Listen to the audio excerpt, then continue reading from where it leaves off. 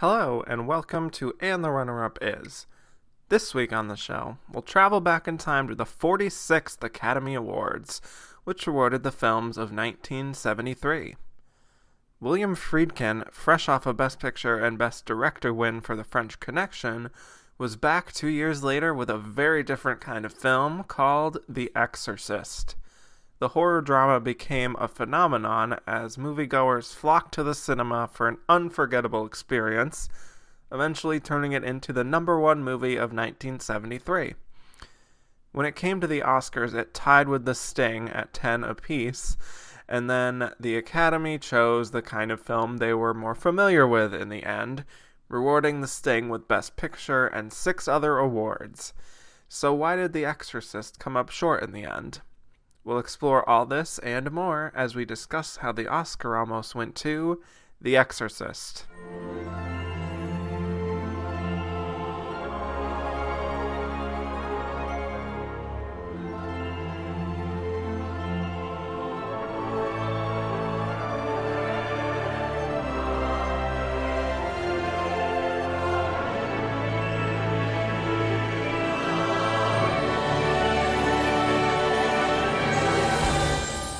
Welcome back to And the Runner-Up Is. I am your host, Kevin Jacobson, and today we are talking about 1973 at the Oscars, and that was a very special runner-up, The Exorcist, that ends up losing to The Sting in the end. So today, I have a very special person who I think can lend his expertise to this sort of a film. He is from Next Best Picture. He has his own podcast called The Halloweeners Horror Movie Podcast. Mr. Cody Dericks. What an excellent day for a podcast. Oh, isn't it? That's from the movie The Exorcist. So, yes, we have talked about a lot of different types of movies on this show, from mysteries to war movies to romances to indies and all this stuff.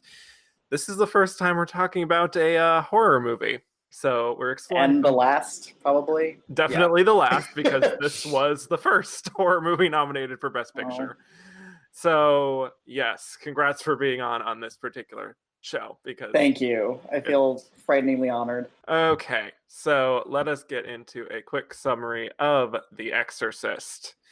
It is a horror movie based on William Peter Blatty's 1971 novel of the same name, and centers on Chris McNeil, an actress on location, shooting at Georgetown, and her 12-year-old daughter, Reagan, who starts exhibiting strange behavior, to say the least.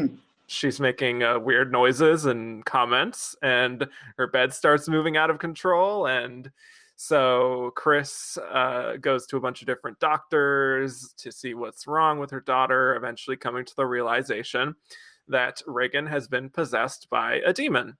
It takes a while for them to get there, too. True. It's not the first thing they go to. There's several horrifying medical tests first. Oh, yes.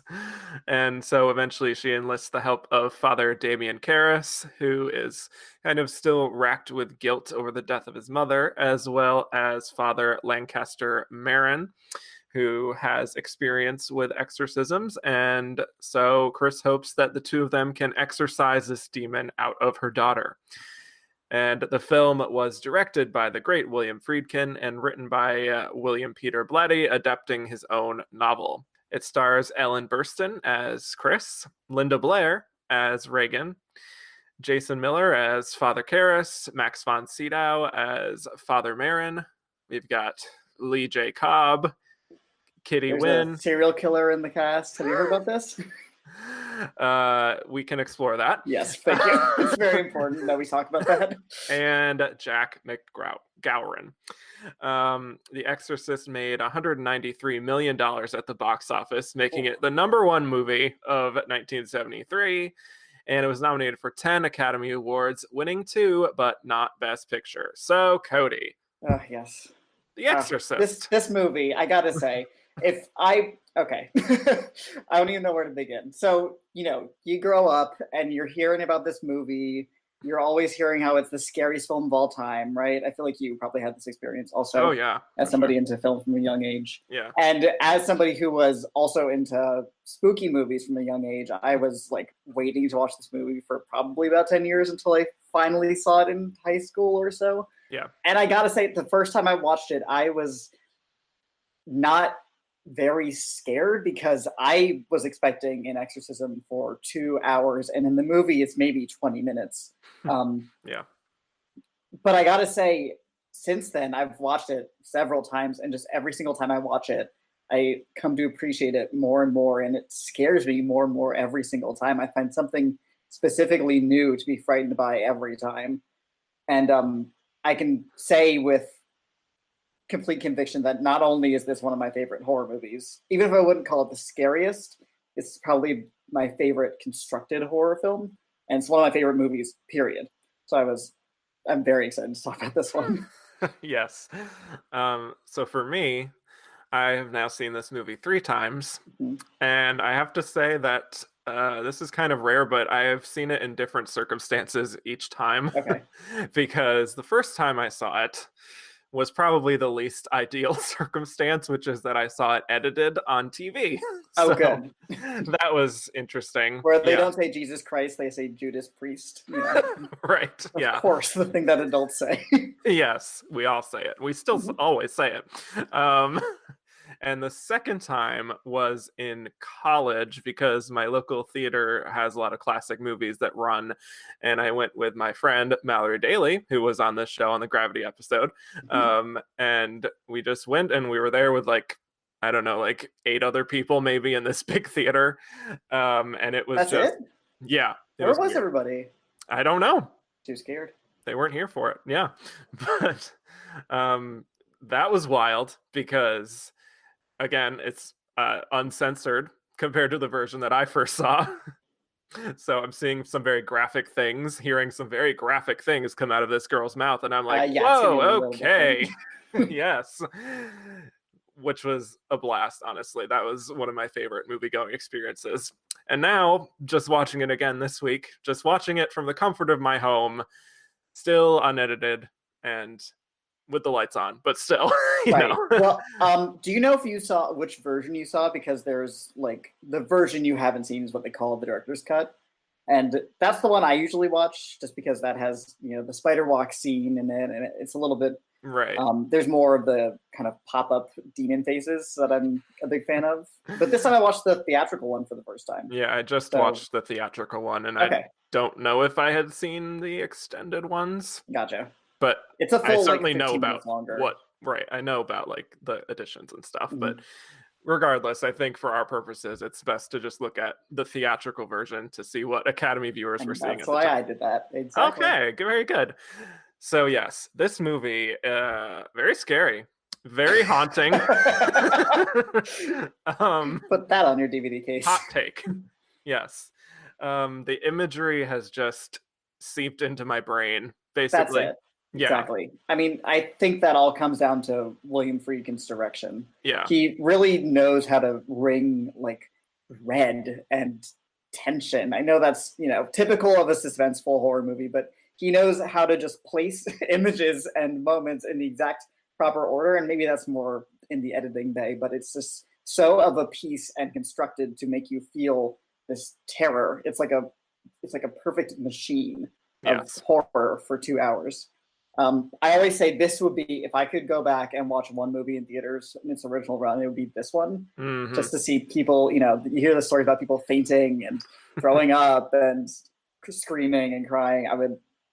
That sounds like my dream. Yes. A fun night for the whole family. Yes. I mean, just the look of Reagan alone has clearly endured and influenced and caused, you know, spoofs and all sorts of things like that. And so if there's anything from this movie that like we can all agree on is that they really nailed that particular look of Reagan. It's up there with like Freddy's glove and Jason's mask in terms of horror iconography. It's incredible. Yeah.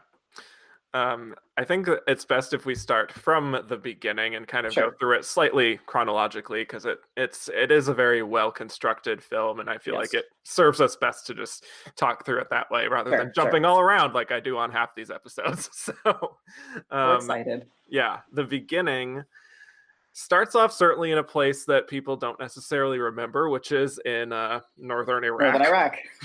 as one does in any horror Uh-huh. movie.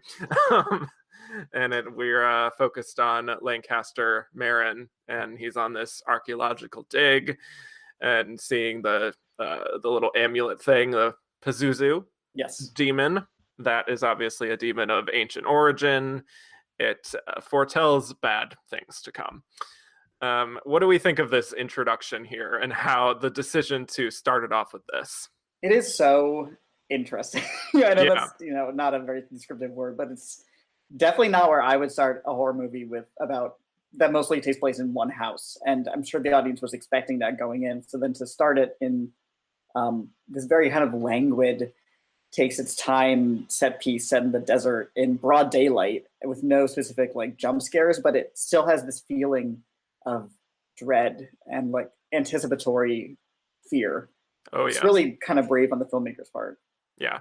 It's right from the start. I feel like it makes me just feel that paranoia a little bit, just like that. Ugh, Well, right from very the title card, they are going in on the sound effects. They know yeah, exactly how they want you to feel, and they're going to control that the entire movie. exactly. And I think that the fact that this is placed in here at the beginning certainly helps establish the character of Marin. I think if this was not here and he just came in at the very end or whatever, it would have kind of just not felt right. Yeah, So it gives him a sense of importance, especially because he doesn't speak much in this opening scene. yeah, So he kind of has a gravitas to him. right, And I think once he comes in later in the movie, you feel that still kind of bestowed upon the character. right.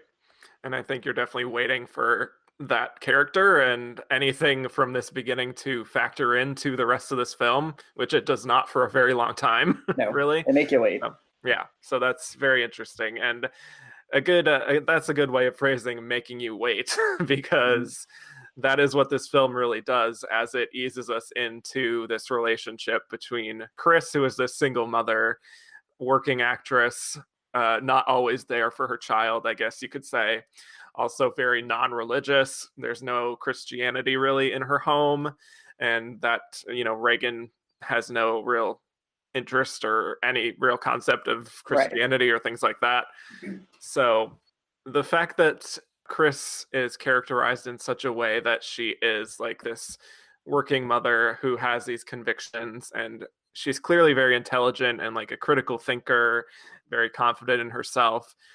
I do think a lot of that does set up her stubbornness with trying to figure out what's wrong with her daughter and how even when the idea of religious aspects are brought to her attention, she kind of just dismisses them at first. Oh, it's a last resort. It is absolutely a final resort. And even when it's happening, she doesn't completely believe in exactly what she's doing. She's almost embarrassed when she later asks Father Karras to help them. Yeah. And yeah, so I phrased that intro that I did, the summary, in such a way to show how this is really a film about a mother Mhm.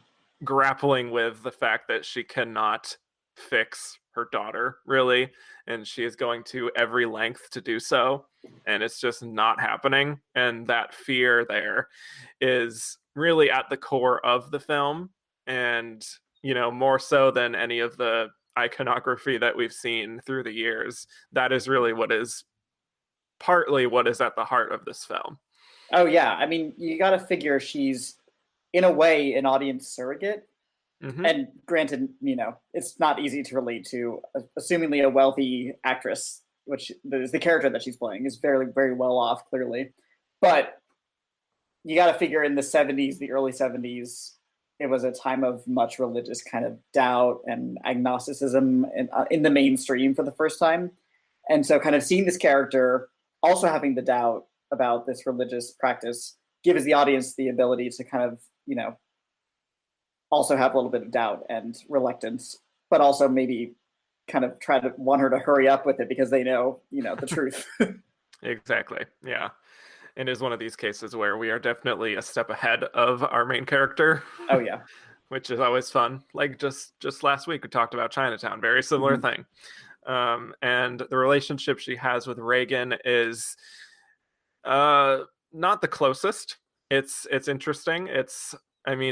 She certainly bonds with her, but more as like almost like a confidant or like a sidekick, more so than like a totally maternal type of mother. Right. That it's you might motherhood expect. through somebody else. She has caretakers and cooks. She's not the first line of care for her daughter. Right. Not to say that she doesn't love her. She clearly cares about her, but there's other people in their life to provide some things that she maybe doesn't have the time to provide for. Right. Yeah. And that relationship and how it is portrayed, I want to get into a little more as we go through the rest of the film and explore the themes that are being explored here. Definitely. So we'll put a pin in that. All right. And just talk about how we feel about how horror is first introduced into the film. Obviously, she is playing with this Ouija board situation. Never a good sign in the movie when somebody pulls out the Ouija board. Literally never. No movie has ever had that and had it be okay. It's always a bad sign. Yeah, pretty much. Communicating with this little imaginary friend, Captain Howdy.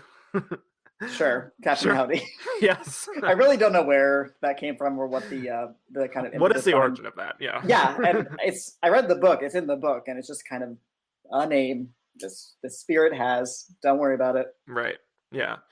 And eventually we see that she has become very clearly affected by this experience, presumably. I don't know if that's like particularly expressed in the film, but it's certainly suggested that this was part of how she came to be possessed. It's definitely meant to be a gateway, if nothing else. Right. It's an invitation. Right. So and also, just to note, they portray Reagan, and Linda Blair is to credit for this too, as almost comedically innocent in the first 15 minutes. Yeah. She's very doting. She's asking for a horse. She's making arts and crafts, so that when we see the turn, it is as aggressive as possible. So drastic.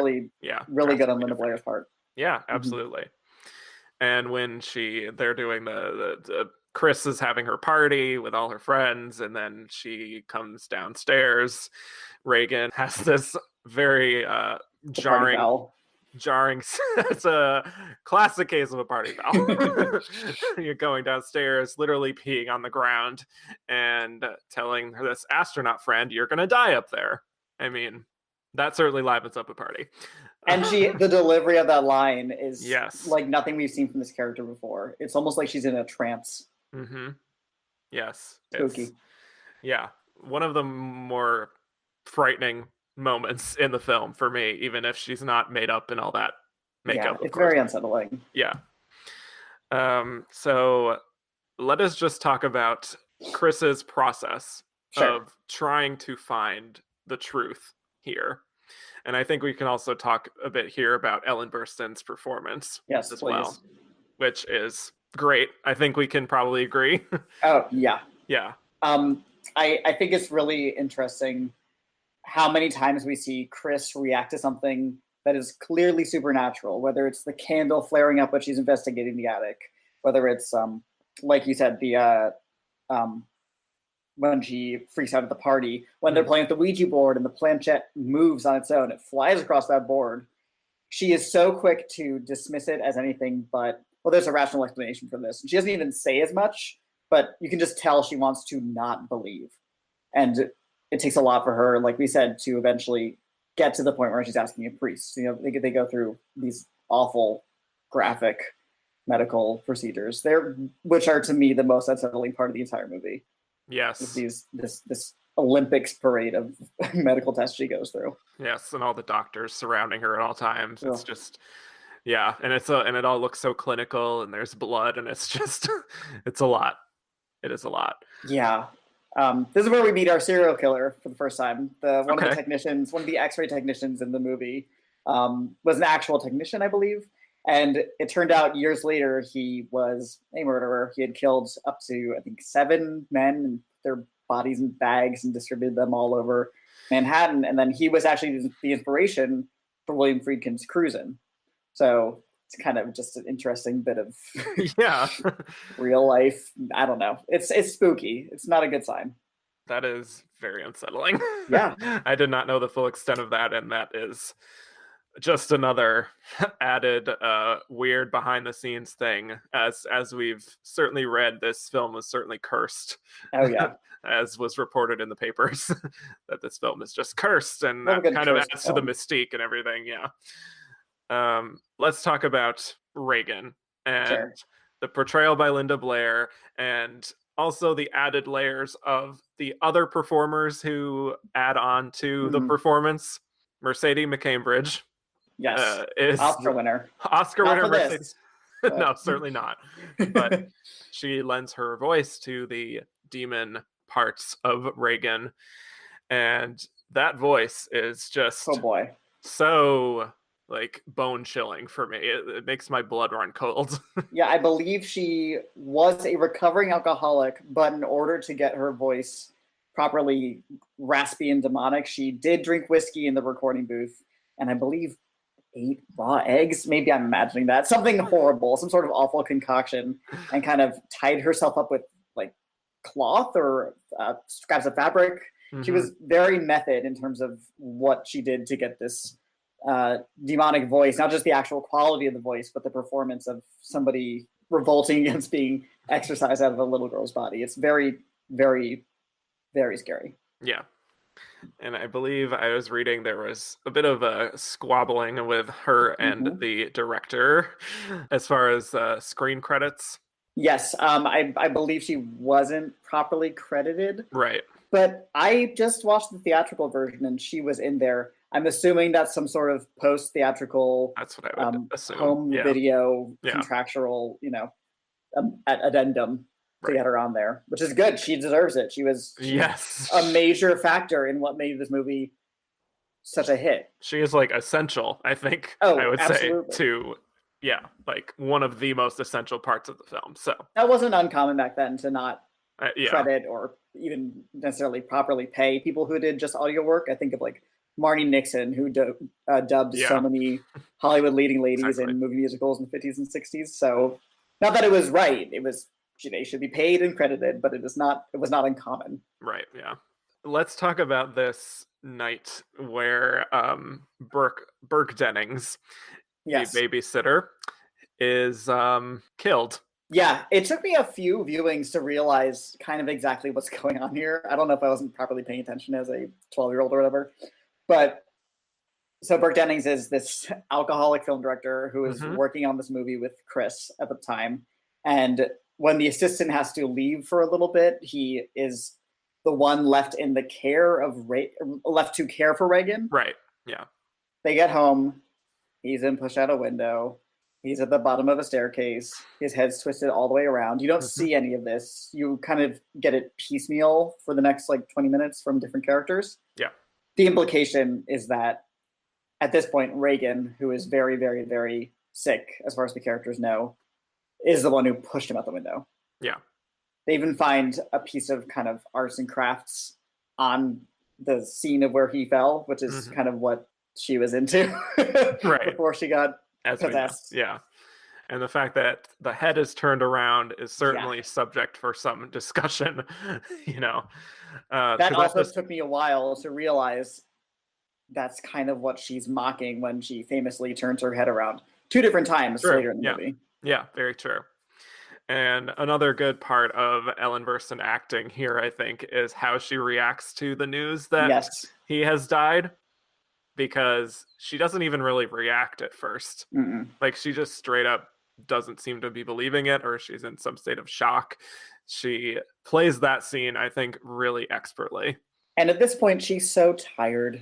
Her character is so tired. She's been nonstop going to doctors and hearing nothing but bad news and we don't knows.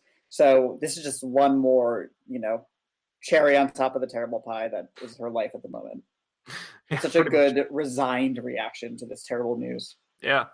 And it's like she kind of just goes through all the stages of grief at that point, with just denial and minutia, straight into anger. Yeah, all that. Yeah, it's just that is, again, like I'm saying, I feel like she really needs to be credited a lot for making this film what it was, as far as, like you said, being that audience surrogate, Exactly. making you feel everything she is feeling. And then when she disappears in the last 20 minutes or so, when it's just the Yes. priests and Reagan, you feel that. You feel that kind of loss of groundedness. Not to say Yeah. the movie suffers for it, but it's just a credit to her performance that she makes such an impression for the first hour and a half that you want her back for the last 20 minutes when she's not there. Yeah, exactly. And we should talk about those other elements, certainly, Yes. because we have Father Karras, who is a Mm-hmm. psychiatrist played by Jason Miller. And like we said, he is dealing with kind of leaving his mother in a sanitarium to die, essentially. Right. He's a doctor, or he's a priest who also has psychological training.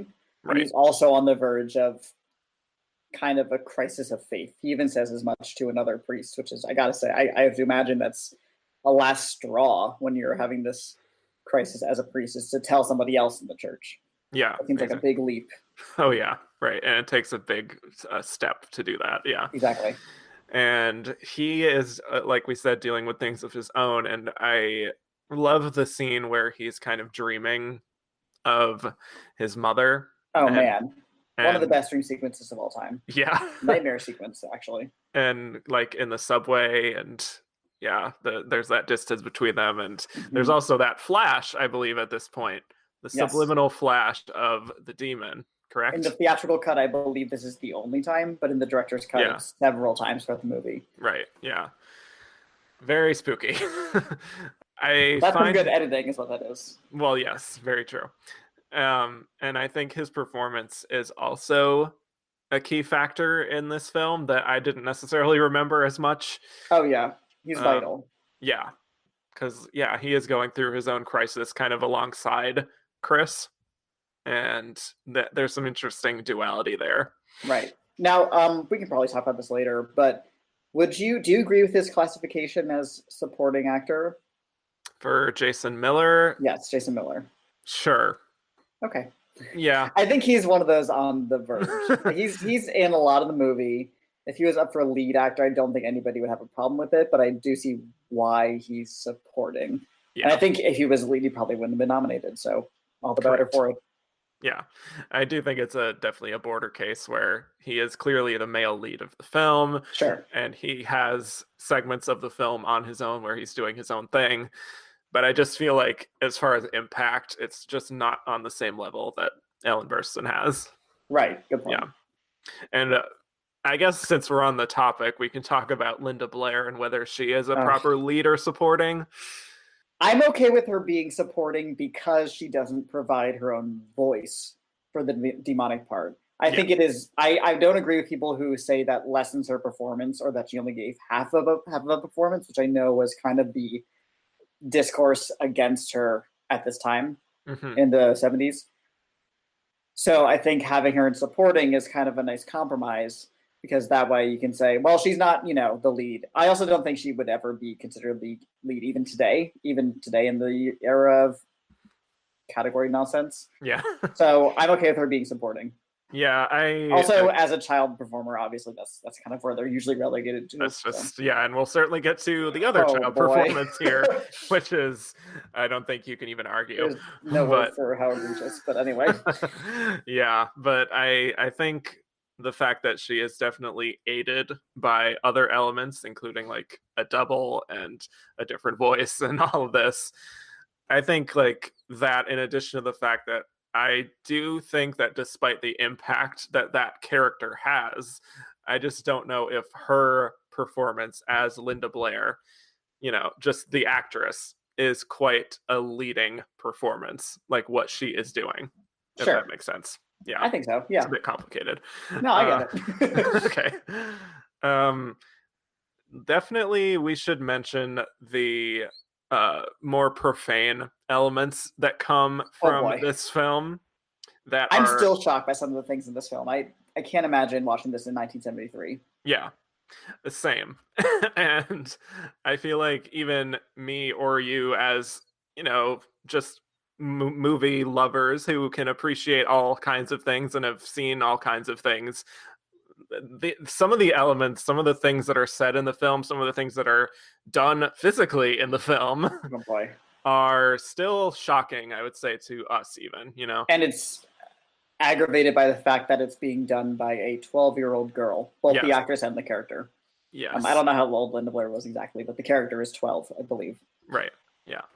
Yeah, it's a lot. It is a lot. I don't want to necessarily go into details because if you've seen it, you know what we're talking about. And if you haven't seen it, I don't want to spoil it for you. Yeah. But there's a lot of graphic stuff physically, like you said. And I, again, can't imagine watching this just, what was that, 7 years after the MPAA was established, at least in terms of ratings. Something like that. The things they were putting on screen so quickly. I mean, it would make your head spin. Wow, I didn't even see that. Good, very good. And I believe it is rated R. It's some people argue it should be rated X.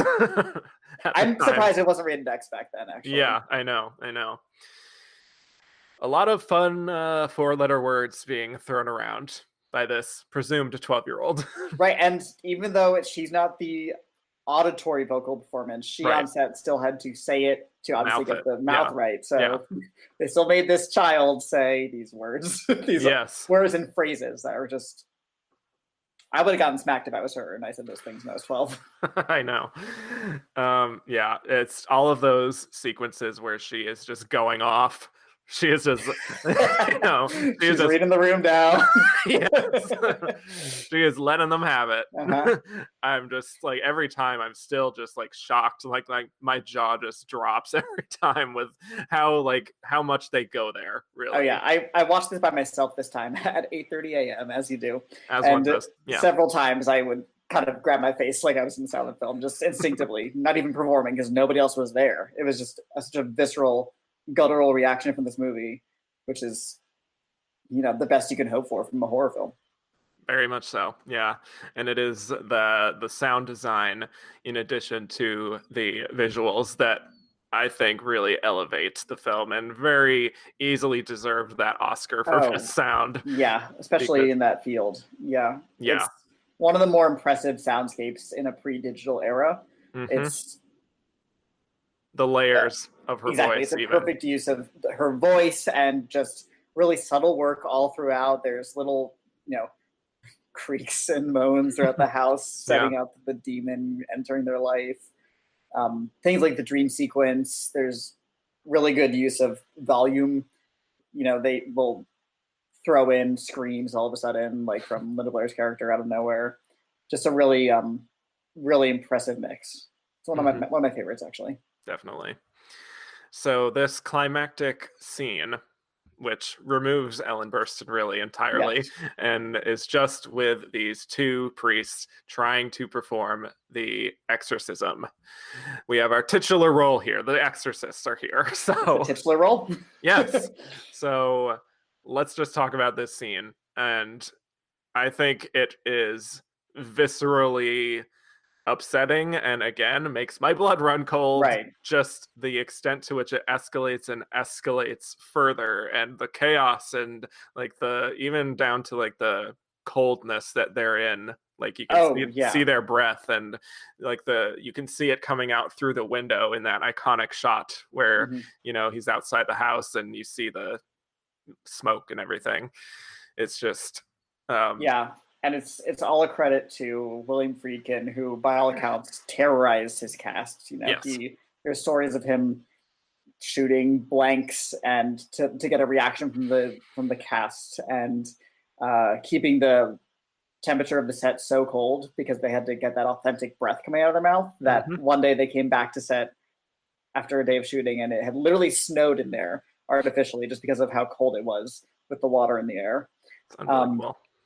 And, it's a classic case of these new Hollywood 70s male director, auteur-driven kind of tyranny on a film set. This is not uncommon. Do anything. Exactly. Not uncommon around this time period. And it's not something I find pleasant to hear about. But separating the behind the scenes from the product, it is extremely effective. I don't think that's the only way to go about getting that effect Yeah. from your actors and from your in terms of what your audience is reacting to. But the movie just works so well, especially this entire segment. And it would be so easy for it to be just shock in terms of, like you said, her saying these awful things or doing these physically awful things. But it's a credit to, you know, every tech working on this movie, the sound, the editing, the cinematography. It's all working in the service of fear, of scaring you, and it is so effective. Yeah, and still telling the story in an authentic way. Exactly. Yeah. Yes. And still making a solid point. And yeah, definitely. Mm-hmm. And for me, the most shocking moments of this particular climax is when, let's just say, one of the priests dies, and the other one comes back in the room, and Yeah. the look that she has on her face. I love this. I love her in this part. So like indifferent almost, and it becomes this like cheekiness of like, see, I could just do that, whatever, like I dare you to do whatever you want to do to me, like I don't care at this point. And it's another credit to Blair that exactly, you can't always tell, you can always tell, sorry, that how she's reacting to something based on her physicality, which is something that's, I think, undervalued even today in acting criticism. She's sometimes, looks a little curious. Sometimes she'll have a blank expression. Sometimes she'll be mocking. She's not just menacing and screaming and growling the entire time, because that would be easy to do. But she finds the layers and finds the peaks and valleys. And like you said, the different just facial reactions are horrifying. Yeah, at this point, she has broken free of her bondage. She is just sitting there on the bed looking at this corpse in a way that's almost like a predator kind of surveying its kill. It's horrifying. Yeah, it's chilling. It really is. And the sacrifice that is made, I think, makes sense for the way everything is leading to at this point in the film, especially with the Father Karras character. Another really just emotionally wrenching scene, I think, for me, is that when they're confronting each other on the floor there, and the transfer happens, it's very chilling. Oh yeah. Oof. And it's everything this character has been going towards, because what a way for him to finally have a moment of faith, to become a martyr. The best thing you can do in a religion. Exactly. Yeah. So then we this is pretty much the end. So like, it ends in a very nice way while still teasing that there's still some things to deal with in this world. Yeah. Yeah. So. And I think that's kind of what the movie comes to, because for a while I wasn't quite sure why this works for everybody, regardless of religious background. But I think what it is, it's the idea that evil is out there, even if it's not a literal demon or devil or some sort of religious thing. There are still evil tendencies in the world, and people will behave in this way regardless of whether it's demonic or not. And you can't always control when or who they will appear, in the same way that it is seemingly random that it comes into the body of this little girl. But you have to do your best to defeat it and not succumb to it. And I think that's something you can apply to any sort of conflict in the world, and whether it's personal or on a vast level. And I think that's why it works. It's because it's about good versus evil, not even specifically in a religious way. Right. Yeah, well put. Thank you. I wrote all that down, so I was reading from the script. Well, speaking of some of the themes of the film, I did want to talk about one sort of interpretation of this film's themes, which is the question of, is this a conservative film at the end of the day? Okay. Because, there's some people who feel like, Chris being this single mother with no father in the family, this godless mother. Sure. The fact that Reagan is almost like a vessel, really, and like even Father Marin at one point says that he doesn't even really care about Reagan and like the story there, and how, you know, he just wants to get the demon out essentially, and how, like, you know, some of the female characters rely on the men to make things right again, things like that. Sure. That's interesting. I've never heard that read on it before. But I think everything you just said kind of contradicts itself, because if the movie was trying to say, you know, if only she had a father and her mom went to church and she prayed instead of playing with a Ouija board, then the priest would say, yes, tell me more about that. Father Marion specifically wouldn't just ignore the factors of her personal life. It doesn't matter to them because they know that that is not a factor in why Pazuzu is here in this house. So I think if the movie was trying to say that, which I really don't think it is, then they would have a moment of like, well, next time go to church at the end. Well, have we learned a lesson now? Yeah, or they would have the character of Chris pray at the end or something like that. Yeah. So or call the father. Something. So I don't necessarily get that from this movie. Like the last scene is her just entering a church. Right. I mean, it ends with Reagan seeing Father Dyer, who's a third priest in the film, who is friends with Father Karras, and kissing him on the cheek. But the read I get from that, and I found out that this is actually what Friedkin was going for, was that she sees his priest collar, and even though she doesn't remember anything from this demonic experience, that is sort of a cue to her that that's a good thing in her life, because that helped her. Yeah. The idea of a priest, you know, as savior, right, to her specifically. But I don't see it necessarily as a yay priests, you know. Yeah. And, you know, part of that is just maybe some people thinking, like, is this some kind of backlash to the social revolutions of the 60s Sure. and women's liberation, and how if you don't have God in your life, look what could happen to you. Oh boy.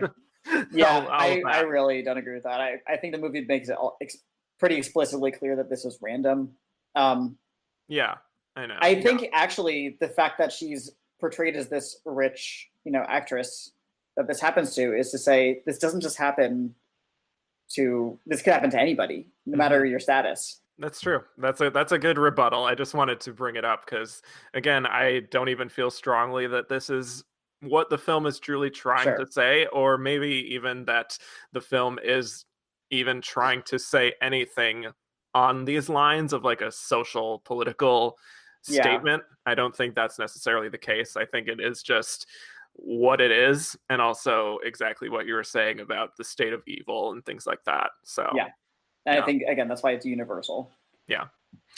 So did you have any other thoughts maybe on like just the audience reaction at the time, or I mean, just to reiterate, stuff? I wish I could have been in a theater in 1973 to experience this. It just would, that's my dream. If I had a time machine, that's the first thing I would do. Yeah, definitely. It wasn't quite the same seeing it in a theater in, like, I don't know when that was, like 2012, I guess, but it was still a fun experience just to like be in a crowded, darkened theater with, well, not too crowded, like I said, but like, you know, there were still people around me. They were still reacting pretty physically to what was happening on screen. So yeah, the closest thing I can think of to that is when I saw Hereditary after 6 months in Sundance, hearing about it, and that was kind of similar. My audience was reacting out loud for a lot of the movie, and it was I was viscerally affected by the end. So it's probably the closest that and I'm sure a lot of us will have to seeing The Exorcist in theaters in the 70s in our lifetime. Definitely. And speaking of Hereditary, I do think The Exorcist was very influential on films like Hereditary and many others for going on 46 years now. Mm-hmm. It's did you want to speak to any of like how this film has really stood the test of time and influenced others? Yeah, I think it just it's very influential in that I think it kind of broke the mold in what horror directors felt comfortable showing on screen. You know, because immediately after this, there's The Omen, which is also about an evil kid and features the first beheading on screen. So there was a lot of barriers being kind of broken down in terms of what people were comfortable showing. Mm-hmm. And I think the terrorizing children in the 70s kind of dovetails into terrorizing teenagers in the 80s. So in that way, you see a domino effect with The Exorcist. But I don't think I can think of a movie, and I mean, I'm not saying this because it's the scariest thing I've seen, but really Hereditary is the first thing I've seen in a while that takes its time and uses dread as a tool as opposed to scares and, cheap scares at that. Yeah. So that's kind of where I think The Exorcist's legacy is in inspiring recent filmmakers to kind of take their time with horror movies. And you're seeing that with, I hate this phrase, but the elevated horror that we've seen a lot lately. Yeah. Movies like The Babadook and The Witch and the Hereditary. Again, yeah, it's this liberty that filmmakers are allowing themselves to have in terms of playing their audience like a fiddle, almost. Taking their time and making it about creating an environment for 2 hours rather than jump scares. Yes, exactly. And I think that is exactly what the scariest types of horror movies are, which is not the ones that rely on those cheap jump scares or the blood and guts or even the monsters, which, there are good monster movies, as we know, but I just feel like this movie and what it does and what it leaves you with, what it leaves you thinking about, the images it provides, the sounds, all of it just combines to create a truly unforgettable experience. So, oh yeah, I mean, there's nothing like it, truly. And there really hasn't been since. It's a great movie. That's The Exorcist. Yeah, I'm a fan. Pretty good. So when we come back, we will be discussing why The Exorcist lost Best Picture to a movie called The Sting.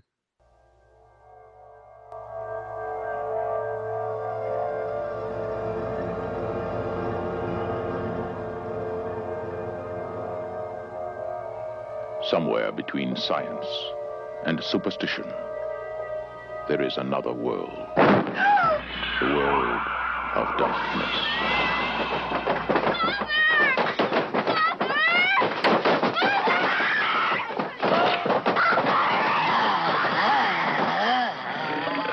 Nobody expected it. All right, let's see what Nobody believed it. And nothing could stop it. There are no experts. You probably know as much about possession as most priests. Look, your daughter doesn't say she's a demon. She says she's the devil himself. I'm telling you that thing upstairs isn't my daughter. Now, I want you to tell me that you know for a fact that there's nothing wrong with my daughter except in her mind. You tell me you know for a fact that an exorcism wouldn't do any good. You tell me that!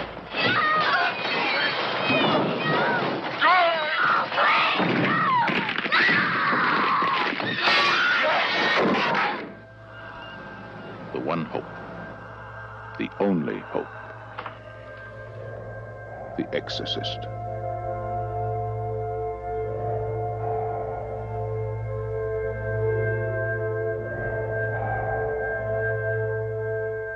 And we're back. So now we will be discussing why The Exorcist lost Best Picture to The Sting. The Exorcist was nominated for 10 Academy Awards, including Best Picture, Best Director, William Friedkin, Best Actress, Ellen Burstyn, Best Supporting Actor, Jason Miller, Best Supporting Actress, Linda Blair, Best Adapted Screenplay, Best Art Direction, Best Cinematography, Best Film Editing, and Best Sound, and it won 2 of those, Adapted Screenplay and Sound. And before the Oscars, The Exorcist actually won the Golden Globe for Best Picture Drama. It kind of swept the Golden Globes almost. And The Sting won the DGA only of any of the major precursors. So a weird race that year. But it also won NBR, and I don't know how much of a factor that was back then as opposed to today. Somewhat, yeah. But they both go into the race with 10. They both go into the race with 10 nominations. Obviously, The Sting is the one that the Academy anoints, I believe, with 7 wins. Yes. So, yeah, as opposed to 2. Winning 7 of its 10 nominations is a pretty good record. So let's talk about why we think the Academy picked The Sting of this lineup. Yeah. It has always kind of sat weirdly with me because I tried to put myself in the shoes of... If I was an Oscar prognosticator in the 73, would I anticipate The Sting to do as well as it did? I don't think I would because, I mean, there's so little to go off of, obviously. So I'm guessing back then it had to do a lot more with putting your ear to the ground and actually reading articles on the matter and opinions and such. Yeah. But the fact that, the DGA is its only major win, whereas The Exorcist sweeps the Globes and it's nominated everywhere. I would have my money on The Exorcist. And not only did they award Sting, like you said, it's not like they just gave Best Picture. They gave it 7 Oscars, which is a lot. Yes. I, to my mind, can't really exactly say specifically why they did as opposed to The Exorcist, because they both made a lot of money. They were both critical hits. I think it was just a matter of taste. I'm kind of at a loss as to why that happened. Yeah. I think I would also be predicting The Exorcist if I was a prognosticator, especially in addition to everything you said, was because like it became a cultural phenomenon, Sure. It was on everyone's mind, especially, at this time. It's comes out on the day after Christmas, like, it's, fun for the whole family. You take the kids. Yeah, but it's on everyone's mind, especially at this time. And at the same time, I understand, because it was probably a polarizing film. There are probably some Academy members who just did not even finish it. Once we got to a part where there was some physical violence upon a certain 12-year-old girl, perhaps they were like, nope, no more. And I mean, the fact that this was the first horror movie nominated. Yeah, and one as viscerally upsetting as this one. Right. It probably actually, now, like saying that, I'm like, of course they didn't win this picture, because it's the first of its kind. It's the first horror movie nominated, and it's extra horrifying. Yeah. And you look and at who doesn't like The Sting? Right. You look at The Sting, it has this really likable cast. We've got Paul Newman and Robert Redford. Hello. Oh, back in action. Oh, yeah. Cassidy again. Yep. And it's just that's the two of them having these fun schemes and coming up with these fun plots to trick people. And it's just this fun little caper, essentially. Yes. And definitely not offensive at any level compared to The Exorcist. And I mean, also, technically they are criminals, so I guess if you have a really penchant for the law, you might be a little offended. But fair. Otherwise, yes, it is a romp. Yeah. It's a caper. And if you compare it even to the other films in this race, I just feel like it's one of those films where I almost feel like it's one of these years where the Academy doesn't know where to go, because there are so many very distinct types of films, from The Exorcist, which we've talked about. I mean, Cries and Whispers has its own probably polarizing elements to it. It's a foreign language film. It's dealing with it's a bummer existential death, and A Touch of Class is like its own thing that is very lightweight, I think, in comparison to what... Yeah, I'm just rolling my eyes. We can talk about that later. Yeah, compared to what they typically award Best Picture, A Touch of Class is not that kind of film.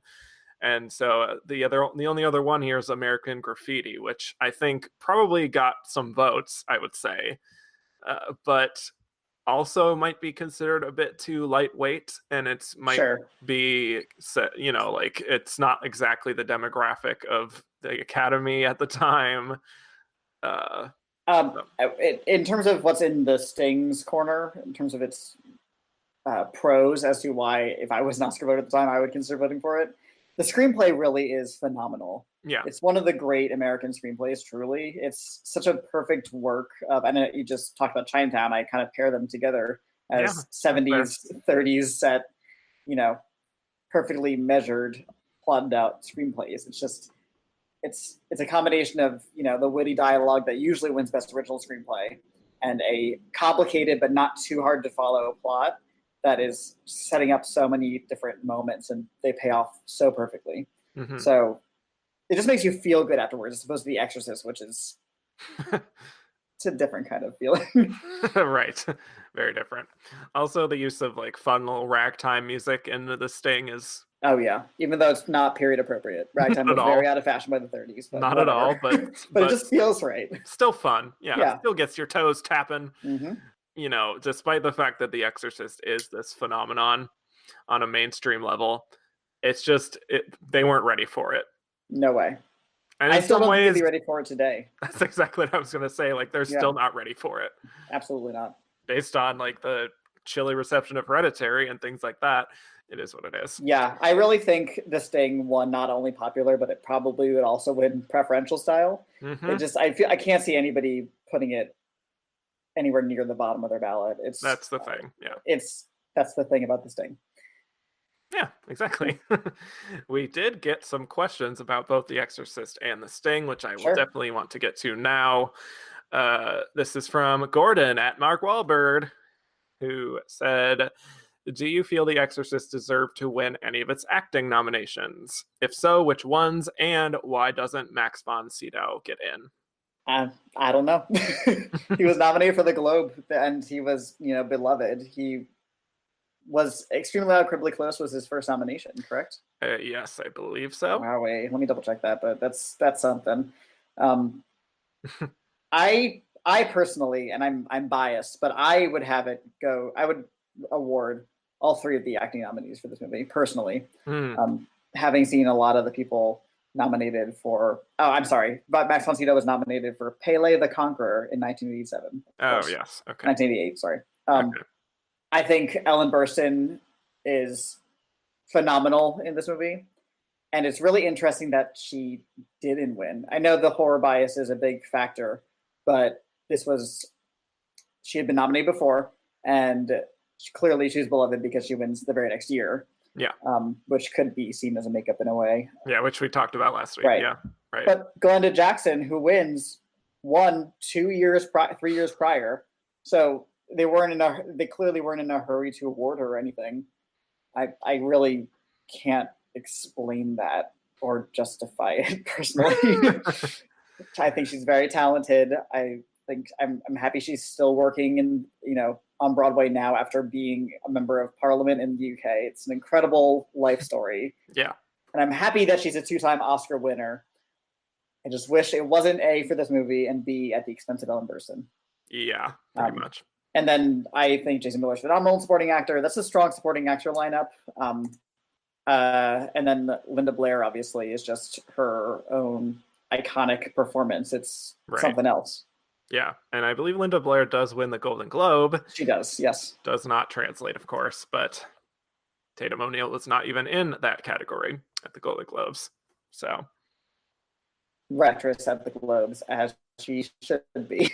Yeah, I feel like for me, I would definitely award Ellen Burstyn. That much I feel the most confident in. I would probably... Yeah, I don't see any problem with awarding Jason Miller. Yeah. John Houseman is real good in The Paper Chase. It's a very good win. It's a very specific mannered character. I just think Jason Miller gets a lot more range in terms of what he's allowed to do and show. So that's kind of an unfair advantage, but I still find it more compelling. Yeah. As far as supporting actress, I have to be honest that I probably would not vote for Linda Blair to win. Okay. I mean, even with, excusing the Tatum O'Neal thing, I probably just would not vote for her, even though she's great in the film, just out of spite of the fact that she's even here. Oh, so you're a vindictive voter, I see. A little bit. In this one particular case, I feel like I would be. Mm-hmm. Just be like, that'll show you. So are you all in for Madeline? Yes. Oh, yeah. Which I will get to a little later. Sure. So let's get to another quick question I think we got from The Exorcist. Yeah, okay. This is from Ian Blacklock, who said The Exorcist is known as the first of 6 horror movies to get nominated for Best Picture. Yes. What do you think is the main reason why the Academy has a bias towards the horror genre? So that's a big question. You just got to figure that it's a niche genre. In the same way that they don't nominate fantasy films or they don't nominate science fiction films for the most part. And granted, there's, of course, 1 or 2 exceptions, but to both those things and to horror films. But it really has to be either elevated, as in Silence of the Lambs or The Exorcist, or undeniable in terms of its popular impact, like Jaws or, again, The Exorcist. I just think it's easy for the Academy to not take it seriously as a genre, because it is a genre. They have a predisposition to not look in that direction or even consider it. Yeah. Which is funny because they are horror films, and I can talk about horror films obviously for hours because I do. But horror films are, I would say, one of the types of movies that are constantly pushing the industry and the genre forward. You think of, all the new makeup techniques that are made for horror movies or sound techniques. It's very important to the industry, but it's really strange that the Academy disagrees. Yeah. That's all I have to say about that. That's a good sum up. I know you've been thinking about it for a while, being a horror fan. Yes, for decades. And there is definitely that conflict as someone who is also someone who follows the Oscars. Exactly, yeah. As somebody whose favorite movie of the year was Suspiria, I'm constantly disappointed in what the Academy is doing in terms of my taste. Yeah. And for me, I just want them to go, just open their minds a bit.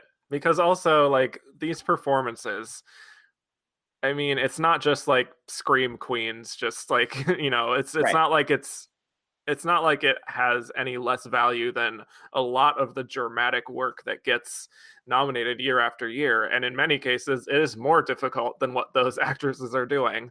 Right. So, I mean, you look at just Toni Collette from Hereditary, not to keep bringing Hereditary up, but yeah.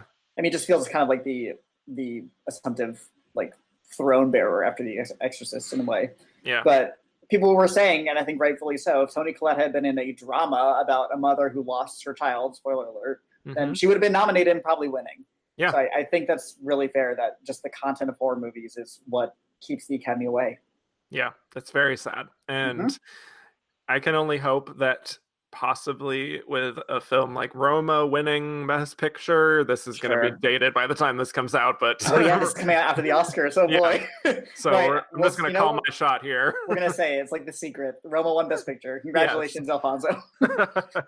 But in that case, a foreign language film breaking through and winning Best Picture, I'm just hopeful that the Academy will start to recognize types of films that they don't normally recognize as valuable. You've seen little kind of chinks in the armor recently of what the Academy is inclined to do as opposed to what they should be doing. Yeah. Things like Mad Max getting in and doing well. And I mean, Moonlight and The Shape of Water winning Best Picture are both pretty unusual compared to even 10 years ago. Yeah. So we can only hope that we are going to get to that point again. I mean, Get Out obviously broke through. It was of course a horror comedy, so it also had to do with some social commentary that I think resonated a lot, maybe more with the Academy than if it was just a movie like Hereditary that didn't necessarily have that sort of thing. Sure. So, yeah, I can only hope. Every day, praying. Yes. Well, this is sort of what we're already talking about anyway, but this is from @AKA Twin Peaks. Do you guys think The Sting is actually a better movie than The Exorcist and Cries and Whispers? In my mind, neither of them won because A, it's a horror movie, and B, it's a foreign language film. Yes, yes, and yes. Yeah, yes, and yes. That's, I mean, yeah, you said it for us. Yeah. I do like The Sting, but it's definitely the most palatable of all the nominees, which sounds, I'm not saying that to be mean to The Sting. It does its job, but it's very obvious why the Academy favored this. Yeah. Of this lineup, they're just this feels most familiar to us. We'll go with that. Yeah. Okay, let's talk about some of these other films nominated for Best Picture. Personally, I think the best way of transitioning is to talk about Cries and Whispers. Sure. It is the second of two movies that feature female genital mutilation in this Best Picture lineup. Yes. So, and a weird connection. Yes, and a female in bed dealing with strife. Breathing heavily. Yes. With chapped lips. Yep. So, there's some overlap there. Yeah. Sure. Obviously, Ingmar Bergman breaking through in the Best Picture race. Very exciting. A foreign language film breaking into the Best Picture race. Yes. The last time we talked about a foreign language film getting into Best Picture was 1995 with Il Postino. Yes. So we're a full 22 years earlier here. And so that's illustrates how long it took for another one to come around to get nominated. But Cries and Whispers, really a really confrontational and stark look at death and family in a very visceral way. It doesn't rely on like cheap sentiment or anything. It just kind of confronts things on a very real level in a way that is so disconcerting for somebody like me that Yeah, I oh boy. I personally find this harder to watch in parts than The Exorcist. Truly. sure I could see It's that. Yeah. it's so harrowing, and it just does not pull any punches in terms of what it makes these characters go through and what it makes these characters talk about and explore. Mhm. And I mean, it kind of is about the idea that not everybody's life is meant to be good, and that's just the way it is. Some people's lives are going to seem unfulfilled, and that's a reality. It's, you know, depicting that in a film, which is not pleasant to watch, but it is extremely well done. It's so methodically directed. I think especially I think the direction is definitely a highlight of the movie. Oh yeah. And the performances are unbelievable. Yeah. And the cinematography is gorgeous. It wins best cinematography. Yes, it does. You know, the use of red is very prominent in the film.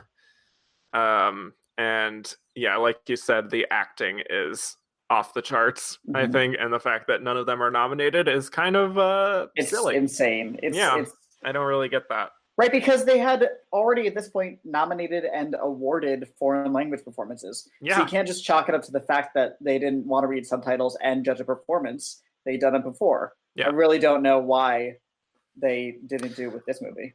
It's possible that there was some category confusion about, you know, Sure. who's a lead, who's supporting. It feels very The Favorite. Yeah, there's 4 different characters here, and I don't know the screen time breakdown, but you could probably make a case that like pretty much all of them are a lead. Yeah, I don't know. I would have to think about that. Yeah. I'm not quite sure how I'd break it down. But regardless, we did get a question from Ed Stevens saying, which actress from Cries and Whispers do you think deserved an Oscar nomination? So I guess Ed is limiting us to one. I'm partial to Ingrid Thulin as Karen.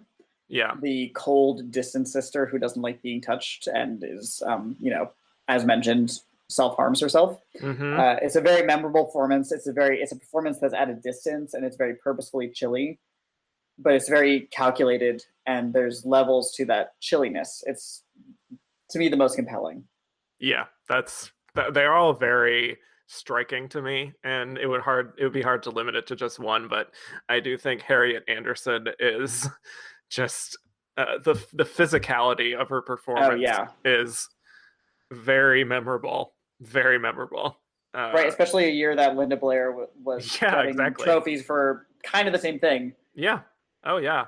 And this is a realistic depiction of death and suffering as opposed to what Linda Blair is doing. This is, you know, it's hard to watch because you're hearing realistic death rattles for a long time. You know, the scene where she finally dies, it's drawn out, and you see the time passing on the clock, and you're like, you feel what these sisters are feeling, which is like, kind of like, please just die already. Please just, for your sake. It's so harrowing, and it's not good to see you like this. And I mean, Harry Anderson does an amazing job at portraying that. Oh yeah. Liv Ullmann, she is certainly a favorite of mine, but I wouldn't necessarily say that this was her best performance by any means. It's still great, but like, she's very good. She's my least favorite of the women in the movie, but she's still very sad. It's a very sad role. Yes. But the dynamics between all of them are very interesting. The way they have their little microaggressions towards each other are really interesting. Oh yeah, it feels just completely lived in. You buy them not only as sisters, but as human beings. It's really realistic. Yeah, and I have to say, like, as someone who is a son of a mother who also has 2 sisters, it's just like you see that interplay. I see it in my own life. So like watching it in this context, it's like, oh boy, we are confronting some things today. Favoritism and things from decades before. Exactly. Yep. You feel the weight of time in these performances in this screenplay. Yeah. Well, Matt Neglia Hi, Matt. Hi, Matt. What's up, boss? Said, not really a question, but please talk at great length about the master that is Ingmar Bergman. Okay. Here's the thing. This is the only Ingmar Bergman I've seen. I'm so sorry. I have a big blind spot when it comes to major foreign directors. I've seen kind of their biggest work. Like I've seen 8.5 from Fellini, and I've seen this. I wouldn't call this Bergman's biggest work, but this is the one I've seen. And I need to be better about that. I'm working on it, but I really like the direction of this movie, Matt. Sorry. Please keep me on staff. It's fine. But he is really a master. I mean, the concepts that he confronts about life and death are presented in such a way that is very stark and very much not American, not Hollywood by any means.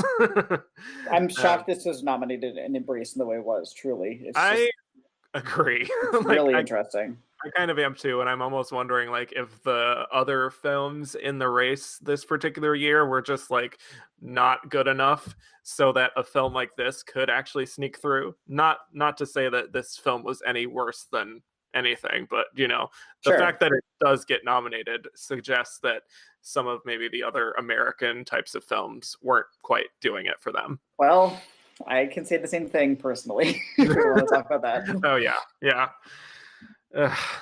Moving on, we should talk about American Graffiti. Yes, please. Yes, this my father's favorite movie.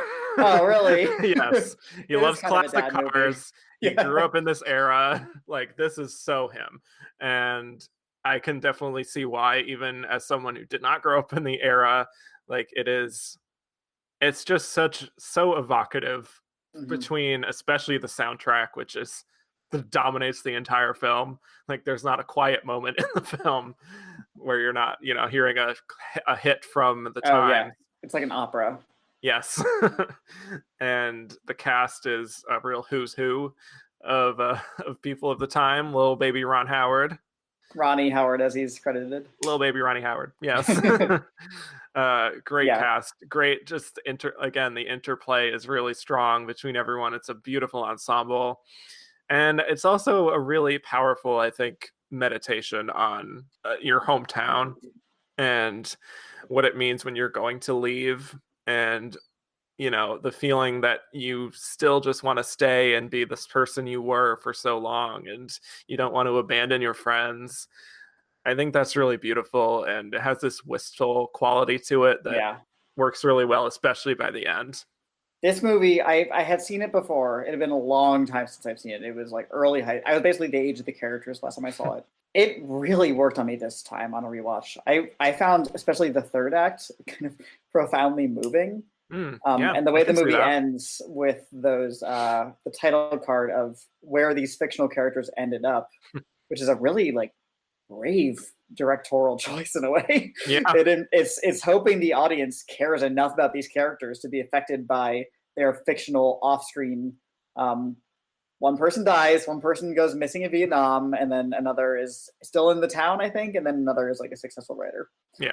And I think what makes the movie work for me, as somebody who was not even close to alive in the 60s, I think the idea of remembering the time in your life that is both its most innocent, but also things have never been so high stake as they were when you were 17. Oh, yeah. And having a movie that depicts that, and it all takes place in one night.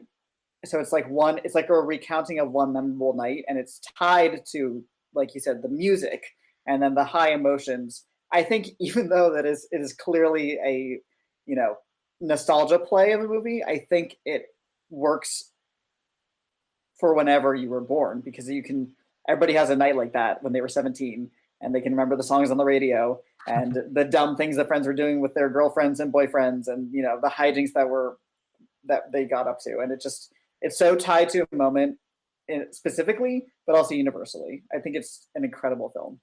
Yeah, I have to say, I mean, George Lucas coming right out of here with an incredible emotional film. And we talked about it a little bit when we talked about Star Wars, which is, there was a sense after American Graffiti that he would keep doing films like this. that were nice little, either like a slice of life type of thing or just super grounded, Yeah. realistic things about real characters and all this stuff. Obviously, he goes in a very different direction with his career, but I still feel that sense of wonder and hope that, is present, I think, in both films. Totally. Yeah. It's definitely a literal hopefulness. And it's and even Star Wars in a way is kind of a nostalgia play because it's harkening back to something that he experienced in his childhood, these serial movies. Yeah. So I kind of see the connection there. But obviously it's just interesting that he'd never returned to the well of American Graffiti because it was such a success for him, both financially and awards wise. Yeah, I know. Yeah. I wonder what could have been if he took a different path. We should let Star Wars flop and we could have seen what happened. Exactly. Yeah. No, please give me Star Wars. I love it. And just rattling off the cast here. I mean, we've got Richard Dreyfuss, of course, who goes on his big journey. Have Ron Howard, Paul LeMat, Harrison Ford. Oh boy, Harrison Ford. Oh yeah. Charles. He's very cute in this movie. Sorry. No. A lot of cuties in this movie. Charles Martin Smith, Cindy Williams, Candy Clark, Mackenzie Phillips, very young Mackenzie Phillips. Yep. Bo Hopkins and Wolfman Jack. Wolfman Jack. Yep. I love Wolfman Jack in this movie as kind of like a Wizard of Oz character almost. Yes. The characters are hearing his voice the entire movie, and then Richard Dreyfuss finally finds him and pulls back the curtain, and it's not at all what he thought. I know. But just that moment where you see him actually talking in the Wolfman voice from far away, it just gets me. It gives me chills. It's great. It's great. Yeah. It's like never meet your heroes, and Wolfman knows that, so he's trying to still imbue a bit of mystery, but it's really him. It's great. Yeah. Yeah, this cast is amazing. This would be the SAG ensemble winner, I'm sure, easily. Oh my God, yeah. Around. For sure, yeah. So the other movie, Jesus, in the race is A Touch of Class. Just a touch. Not the movie that is remembered from this lineup by any means. Nor should it be. I had to really try to track it down to even find it. Yeah, this is a library find. Yep, it was. Thank you, Chicago Public Library. Yeah, so this is just a cute little romantic comedy. Glenda is it Jackson. Cute? I'm sorry. Cute in quotes. Sure, yeah. I clearly detested this movie. A cute romantic comedy about adultery. Just, loose morals and all sorts of fun stuff. Yeah, I honestly think that this might be my least favorite Best Picture nominee of anything that I've covered in the 70s so far. Yeah, even worse than Towering Inferno, maybe. I mean, it's just like, at least that's just like a dumb, fun movie. Yeah, you could just put it on and be like, oh, there. A Touch of Class, I truly think is like reprehensible. I think it's go on. I'm not somebody who's, please think of the children, but this movie, like you said, trivializes and has a fun time with like adultery. Glenda Jackson's character is divorced, but George Segal's character is married and seemingly has a fine marriage from what we see. Yes. It's not like the filmmakers even gave us the moment of like, well, his wife is cheating on him or is horrendous. Not that either of those are explicitly like reasons that he should go cheat, but the fact that he just kind of falls into this affair with Glenda Jackson by chance, yeah. out of boredom, I don't know. And then they set up a separate life for themselves by getting a second apartment, and he has to keep running back and forth. It's all very sudden, yes. It's very sudden, and they don't like each other. They are always fighting. Yeah. It's kind of like movie relationship thing where just like they're always fighting, and that's supposed to be confused with like passion. Passion, or like because I think the idea is like, I'm sure the elevator pitch was they're having an affair and then they start hating each other, but they still have the affair, and like that's just not compelling to me. It's really just, and what this movie feels like is, so in the late 60s, there's the hippie movement, there's free love, and then it trickled on down to the like bargain bin of middle-aged married people, and they wanted to try it out for themselves. That's what this movie feels like, them pretty wrestling with the turbulent 60s in the dumb way that they do. I cannot stand this movie. Like I said, I think it's probably the worst of what I've seen. I don't think I hate it as much as you do, which is probably I saying hate something. it. So. Okay. I mean, I think Glenda Jackson is very charming in the film. I think Sure. she has a good screwball 30s comedy to her. That's fun. She's doing a big Katharine Hepburn impression, really. Yeah, she got some fun little like whoa zingers. Like, Yes. can you believe she said that? Right. It's very dry, and so I can see why she got an Oscar for it, but I'm just not for me. I don't think she has any chemistry with George Segal.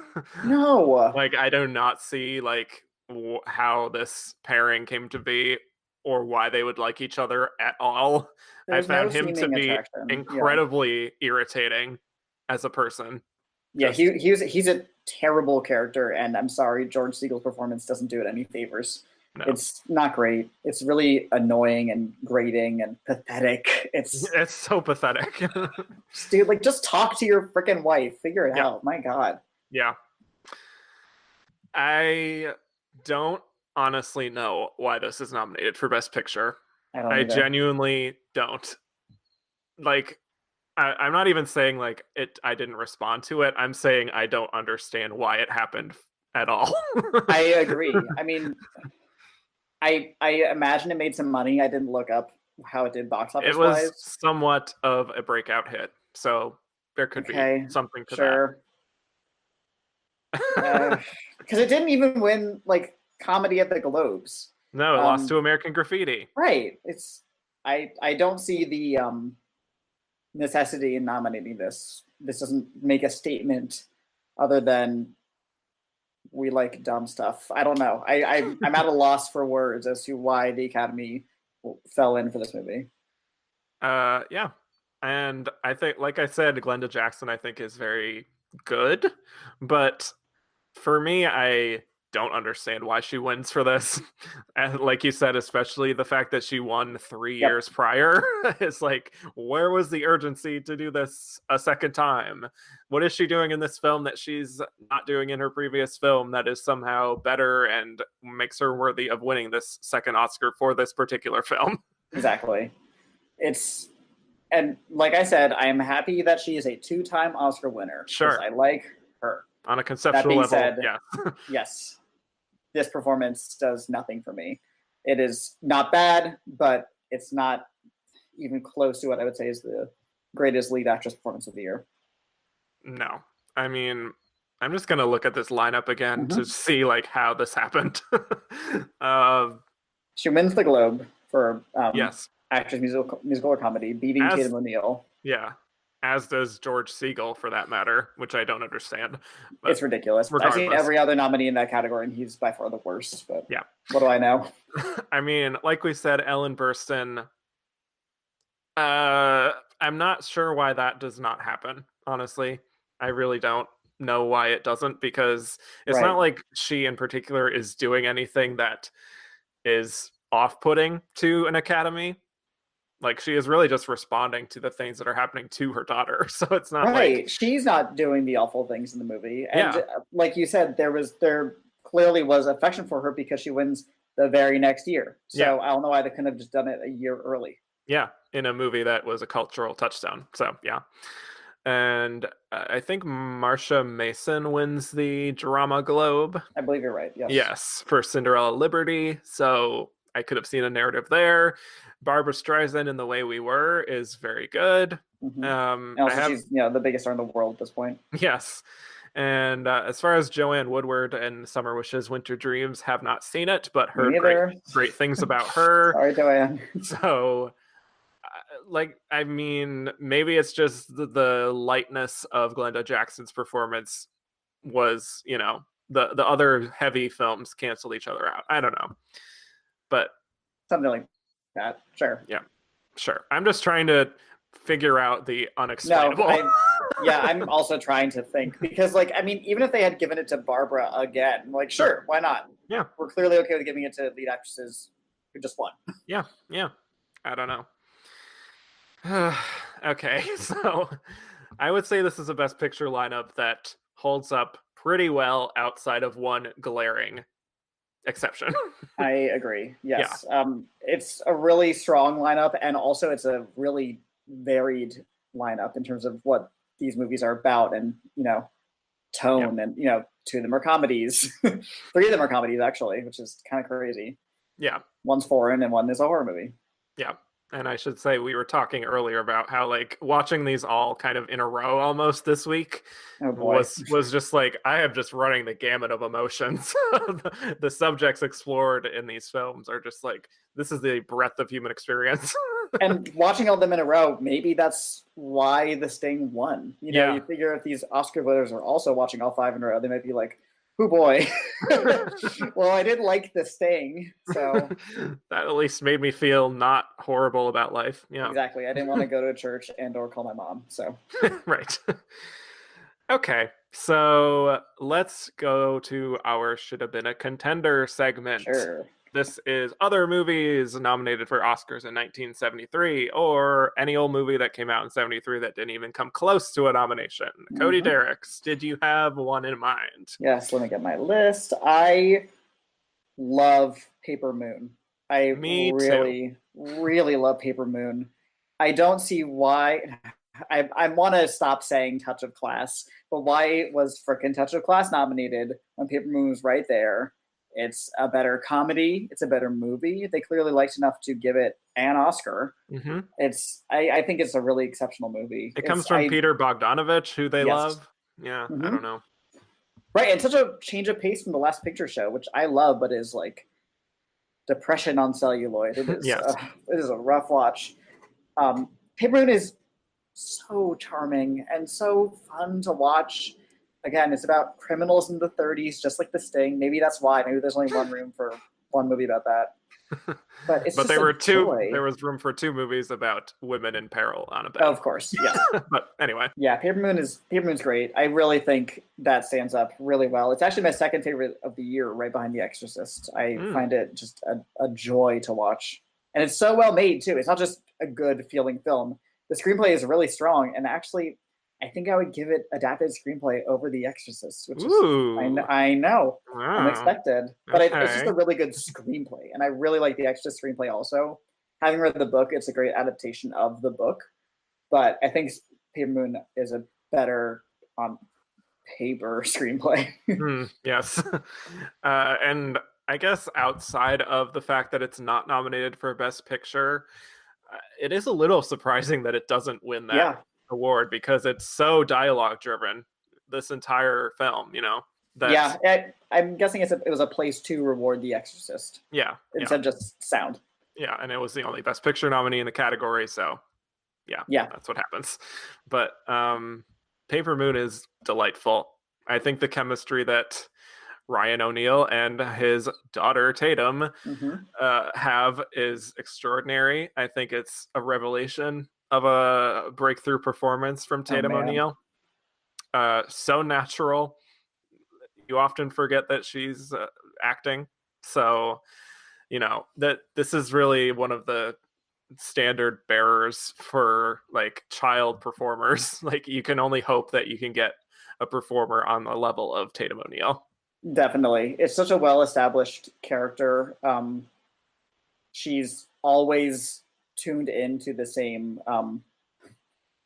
frequency, the entire movie, the entire runtime, which is impressive to maintain that, especially for a child. Not just, it's impressive for anybody. And she, maintaining the unity of character and relationship with her real life father on screen is really impressive. It is. And she is nominated for Best Supporting Actress, despite the fact that she is on screen for the entire movie. Yes. The movie literally ends and begins with shots of her. Yeah. And is incredibly instrumental in the plot and has an arc and all of the things that would make you put someone in lead actress, she has. But she is a child. Yes. And for some reason, the Academy has hangups with that sort of thing. I really don't get that. It's like they started it back around this time or even earlier, with like the child actor from Shane, for example. And they just kept going with it out of tradition. Yeah. All the way up to Haley Steinfeld in True Grit, who is the lead. I don't know why children are only allowed to be supporting except for very, very rare instances. Yeah. I really find it quite baffling. Mm-hmm. She really should be in lead. I don't know if she wins, but I mean, it's such a unique performance, and they clearly didn't know what they were doing in Best Actress to give it to Glenda Jackson. Right. I feel like they would have gravitated towards someone like Tatum O'Neal, just as a charming performance, a unique performance to embrace. And I mean, it's made even more bizarre by the fact that Madeline Kahn is also nominated in the same category for an actual supporting character. She comes in 45 minutes into the movie and then leaves 20 minutes later, and she makes an impression. I love Madeline Kahn. We know this. We just talked about it last week with Blazing Saddles and Young Frankenstein. 2 great performances there, nominated for Blazing Saddles. Here she is again, nominated for Paper Moon. She is nominated these 2 times, twice in a row, consecutively, and then never again. But such a shame. Yeah. She is, I think, incredible in this film. I think she should have won Best Supporting Actress. I think she brings a level of pathos and her trademark comedy to the film. Definitely. Sometimes within the course of one scene. And I just feel like it's one of these roles that feels like almost designed to win Best Supporting Actress. Yeah, like, exactly. You know, she's like this prostitute who is just like kind of plucky and has this personality to her and all this. Trixie Delight. Yes, Trixie Delight. And the speech that she gives on the Hill to Tatum O'Neal is heartbreaking. Oh man, there's your Oscar flip right there. It really is. Yeah. So yeah, very she's sad. Phenomenal in this. Yeah. We did get multiple questions about Paper Moon. Sure. And Tatum O'Neal specifically. Andrew Carden asked, who would have taken Best Supporting Actress had Tatum O'Neal gone lead? I think it would have maybe, I don't know. I want to say Linda Blair, just because The Exorcist was, such a nominee leader and she won the Globe. But I'm pretty sure there was that backlash against her that she didn't do the vocal part. Yeah. So maybe it would have been Madeline. I want to say Madeline, but I think the breakout nature of The Exorcist maybe just would have tipped in the favor of Linda Blair. Right. But hey, I mean, I think Madeline probably could have made a case for herself if that was, depending on, I don't know who else would have been nominated with them in supporting actress, but yeah, I think she could have. Sorry, Candy Clark wasn't coming anywhere near that. No. Graffiti. No. Yeah, and how interesting that the 2 frontrunners in supporting actress are child performances. I know, which we have just a very unique year. I believe never seen before or since. I don't think so. Yeah, so very unique case here. Mm-hmm. Joey Gentile said Tatum O'Neal is the epitome of category fraud, and while amazing, did not deserve a win in a category where she was a clear lead. Had she been placed in lead, do you think she would have won still? I had already mentioned that I think that it could have really happened for her. But what do you think? I think I would say yes. I would say no if anybody but Glenda Jackson won. The fact that Glenda Jackson won so recently kind of proves that they didn't really maybe know what to do with this category. Yeah. Maybe there was more going on at the time that I don't know about because I was very not there. But I imagine, maybe they would have just, clearly they were okay with giving her an Oscar in supporting. I would say maybe. Not no. The answer is I don't know. Yeah. And we'll never know, unfortunately. I guess it still would have just come down to Glenda Jackson versus Tatum O'Neal, but I guess, right. But that's rough. I don't know. We got a question from Alec Quinones, who asked, seeing as how Tatum O'Neal and Linda Blair were nominated, why did the Academy snub a baby Lisa Vanderpump for A Touch of Class? Is she a housewife or something? I don't know what that is. Vanderpump rules, Cody. Vanderpump rules. I'm sorry. I just spent half an hour yelling about A Touch of Class. I'm clearly not up on my Real Housewives. Yeah, we are not the people to ask about that. That is funny, though. I genuinely, look, I saw it this past week. I literally didn't know she was in it, and looking at the cast, I saw who she played, and I still didn't know who that was. Yeah. So that is my answer. The end. The end. Let's move on to any other films we have here. Sure. I can name one of mine, which is, I don't think that this is a super great movie, but I did want to talk about The Way We Were. Sure. Yes, and this, as we said, is the Barbra Streisand joint. Not that she directed it, but she's very involved in it regardless. And this was a big romance film that swept the nation in 1973. The soundtrack was popular. The Way We Were song from The Way We Were was very popular. It won Best Original Song. And we have another instance of Robert Redford showing up in a film. And in this film, he is particularly attractive, I must say. Yes. Yes. I second the motion. He's very handsome. The sweaters he wears, and it's just the whole look he has. Doesn't wear. Yep. Yes. Yeah, beautiful man. And I almost wish he was nominated for Best Actor for The Way We Were, because I also think that character has a little more to do than he does in The Sting. Yeah, I prefer his performance in The Way We Were, and it's interesting that of the two men in The Sting, they pick Redford. Personally, I find Paul Newman to be the better performance. It may have just been a case of Redford he had a good year. He had a good year. He was the hot young star at the time. Not that Newman wasn't, but The Way We Were is good. It's fine. I don't love it. It doesn't super work on me, but it's a little dated. It's a little dated. And it's kind of just like, why are we here? But also, it's not bad. I will say that. That sounds like very faint praise, I know, but I enjoyed my time watching it. Yeah, well, I already answered this, but this was from Kyle Bailey, who asked us which film performance we preferred from Robert Redford. Like I said, The Way We Were. I think they're both great. I think they unlike A Touch of Class, I think they have good chemistry. Yes. Oh, yeah. I mean, I'm sure what makes the movie work the best is that they both work so well together. You believe it. Yeah. And how many nominations did this movie get? Like 5 or 6? Oh, it got actress, I believe, costume and art direction, and then cinematography, and then wins both music. Yeah, it has below The Exorcist and The Sting, it has the most nominations with 6. So again, we have to go back to the question of why the Academy did not pick this instead of A Touch of Class. Right, and it's another romantic movie that was a cultural moment, more than A Touch of Class, I'm sure. Yeah.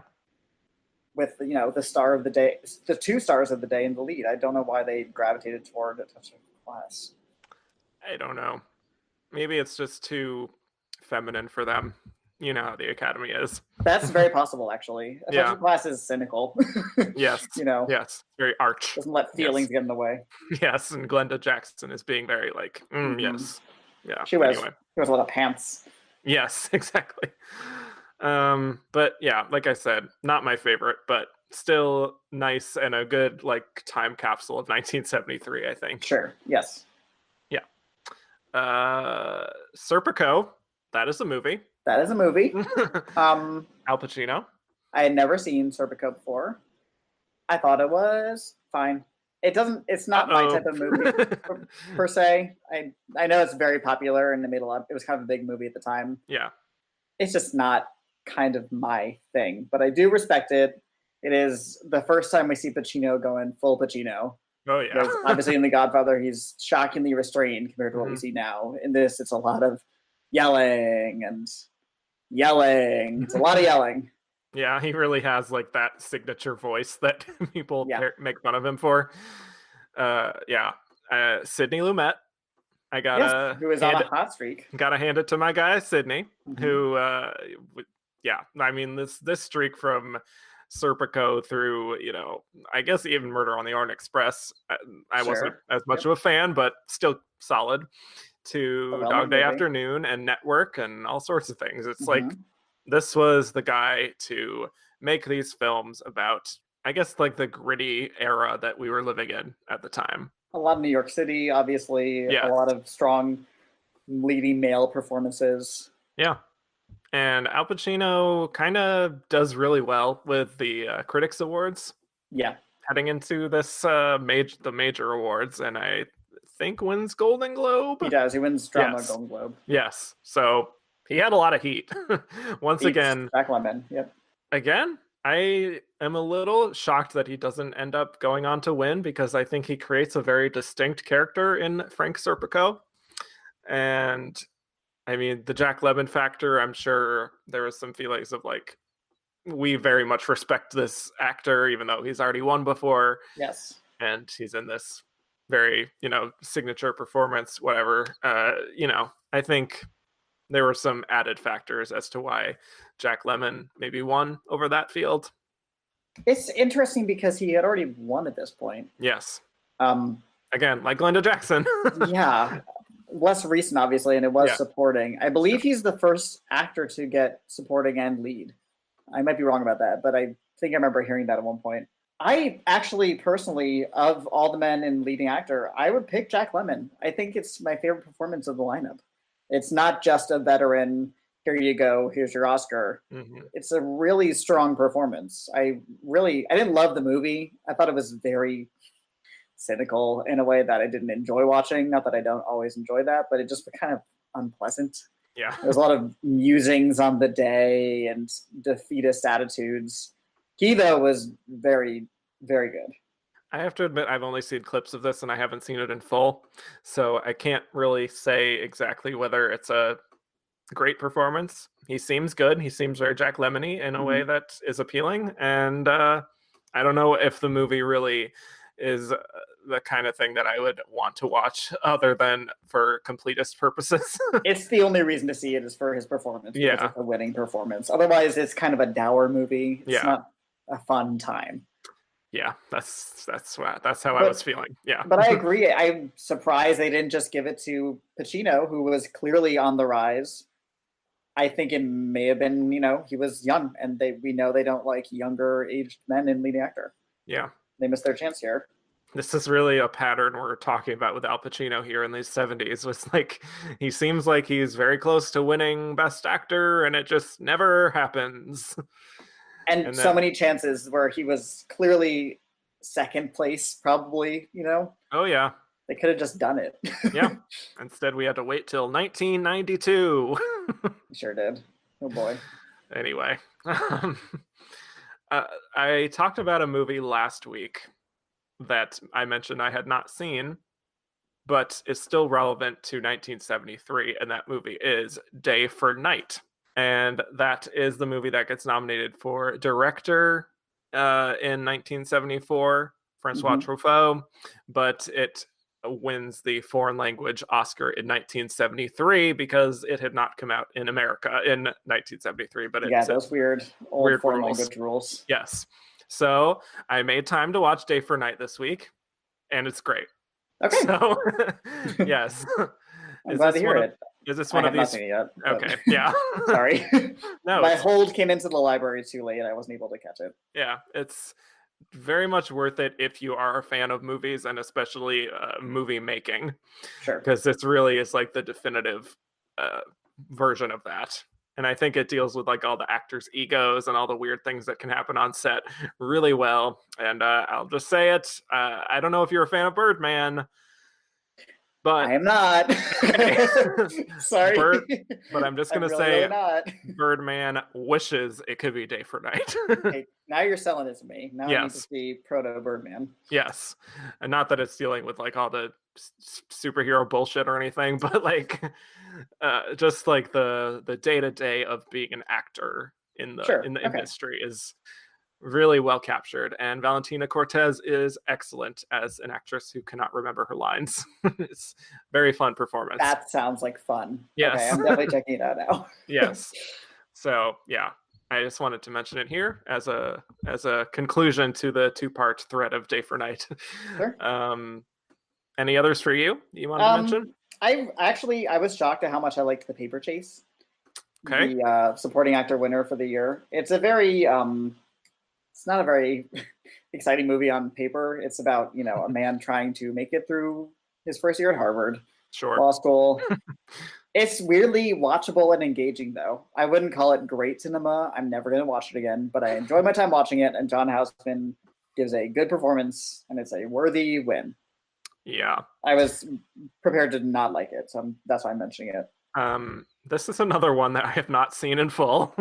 Again, going back to this feeling of like, this did not seem appealing to me in any way whatsoever. Even based on the trailer, I didn't know if it really seemed that interesting. But I'm glad to know that it's better than my expectations. Yeah, I was surprised. One last movie I'll mention from this year is Last Tango in Paris. Oh boy, yeah. Which I had not seen before now. I don't want to talk about it too much because I found it very upsetting and very unpleasant to watch. I kind of hated it, actually. I liked it less than Touch of Class, which is clearly saying oh my god. Wow. Yeah, it was just kind of I get abominable to me, truly. Yeah. It's clearly the kind of movie that at the time was very, like, people protested it because it was about sex. And now I find it distasteful because it is poorly about sex. It is completely, male focused and non-consensual, both but in front and behind the camera. It's just a really not good time. And also kind of stupid. It's kind of just a dumb time. It's very high-minded and thinks a lot about itself. Yeah. I wish I didn't watch it, which I rarely say, even about movies I don't like, but I just really did not like my time with this movie.